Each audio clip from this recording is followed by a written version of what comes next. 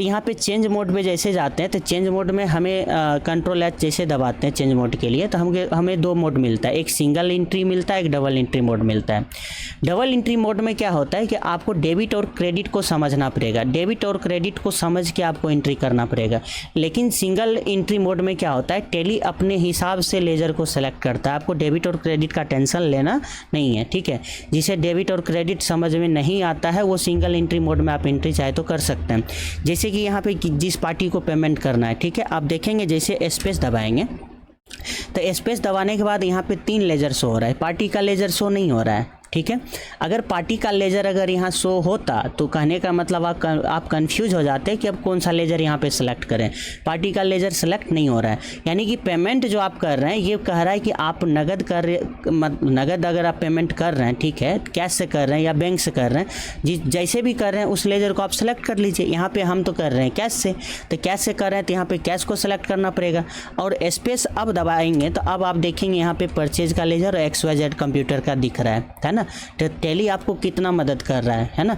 अगर आप डेबिट और क्रेडिट को नहीं समझते तो आप आराम से भी एंट्री कर सकते हैं, ठीक है। तो अब यहाँ पे पार्टी का लेजर सेलेक्ट कर लेते हैं और 25,000 रुपया यहाँ पे दिख रहा है, 25,000 यहाँ पे मेंशन कर दीजिए और इसे एक्सेप्ट कर लीजिए इस तरीके से, ठीक है।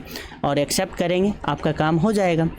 लेकिन अभी हम एक्सेप्ट नहीं कर रहे हैं, हम डबल एंट्री मोड को भी समझाने की कोशिश करते हैं। जिसे डेबिट और क्रेडिट पता है वो समझ में उनको आसानी से आ जाएगा, ठीक है। वाउचर पे गए, पेमेंट वाउचर पे गए, F5 प्रेस करना है, कंट्रोल H दबाना है, आपको डबल एंट्री पे चले जाना है, डेबिट और क्रेडिट का ऑप्शन यहाँ पे आ जाएगा। अब यहाँ पे आप देखेंगे पहला जो पक्ष यहाँ दिख रहा है वो डेबिट का दिख रहा है ना, डेबिट का। अब डेबिट और क्रेडिट किसे करना है तो इसके लिए आपको अकाउंटिंग का बेसिक कंसेप्ट पता होना चाहिए, यानी कि गोल्डन रूल्स ऑफ अकाउंट्स के बारे में पता होना चाहिए कि पर्सनल, रियल, नॉमिनल, है ना। तो कहने का मतलब है कि ये सब अगर आपको पता होगा, रूल्स फार्मूला पता होगा तो शायद आप यहाँ पे काम को आसानी से कर लेंगे। अब यहाँ पे जैसे कि पेमेंट कर रहे हैं, किसको पेमेंट कर रहे हैं ज़रा सा समझिए इस बात को, XYZ कंप्यूटर को कर रहे हैं, ठीक है। XYZ कंप्यूटर जो है कि पर्सनल नेचर से बिलोंग करता है, ठीक है, पर्सनल, ये पर्सनल के अंदर आता है। और आप दे क्या रहे हैं उसको, कैश दे रहे हैं, तो आपको दो चीज़ को पकड़ना होगा, कैश को पकड़ना होगा, एक पार्टी को पकड़ना होगा। तो कैश एक प्रकार का एसेट्स है इसलिए ये रियल के अंदर आता है और XYZ कंप्यूटर, ठीक है, ये पर्सनल के अंदर आएगा, ठीक है, आर्टिफिशियल पर्सनल अकाउंट के अंदर आता है। पर्सनल में भी कई क्लासिफिकेशन है उसका जो आपको डिटेल हम बाद में इसे समझा देंगे। अब यहाँ पे आप देखेंगे कि पार्टी को पेमेंट कर रहे हैं, XYZ कंप्यूटर को कर रहे हैं, तो वो एक प्रकार का पर्सनल नेचर से बिलोंग करता है। पर्सनल का रूल क्या कहता है, debit the receiver, credit the giver. जो रिसीवर है, जो प्राप्त करने वाला है उसको आप डेबिट कीजिए, जो गिवर है, जो देने वाला है उसको क्रेडिट कीजिए, है ना। तो यानी कि जो लेने वाला है, जो रिसीव करने वाला है उसको डेबिट कीजिए और जो देने वाला है यानी गिवर है उसको क्रेडिट कीजिए। पर्सनल का रूल है। अब आप बताइए XYZ कंप्यूटर क्या है, रिसीवर है कि गिवर है? वो तो रिसीवर है, रूल के हिसाब से इसे डेबिट करना होगा। तो XYZ कंप्यूटर को यहाँ पे डेबिट कर देंगे।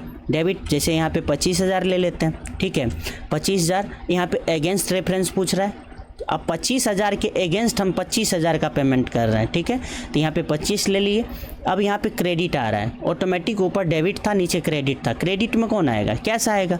कैश क्यों आएगा क्रेडिट में, कैश क्योंकि रियल नेचर से बिलोंग करता है। रियल का रूल कहता है debit what comes in, credit what goes out. मतलब जो भी चीज़ आ रहा है एसेट्स के रूप में उसको डेबिट कर दीजिए, जो गया उसको क्रेडिट कर दीजिए। तो आप बताइए कैश एसेट्स कम्स इन हुआ कि गोज आउट हुआ? ये तो गोज आउट हुआ, ये तो चला गया। तो कहने का मतलब इसे आपको क्रेडिट करना पड़ेगा। तो जो भी जिसको भी रूल पता है शायद डेबिट और क्रेडिट का उसको तो प्रॉब्लम होगा ही नहीं, जिन्हें कुछ भी नहीं पता उन्हें सीखना पड़ेगा, ठीक है।